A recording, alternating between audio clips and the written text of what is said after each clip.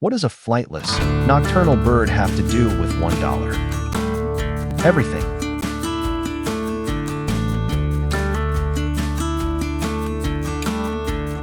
This is the kiwi, the national symbol of New Zealand.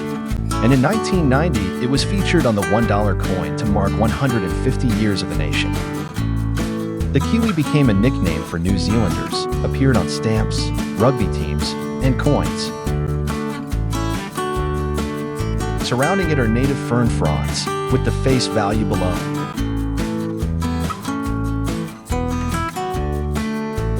On the obverse, the third-crown portrait of Queen Elizabeth II, along with her name and the legend.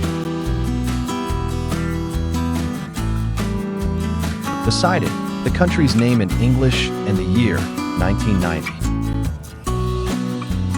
Ever seen this coin? It's living history, in metal. Enjoyed that?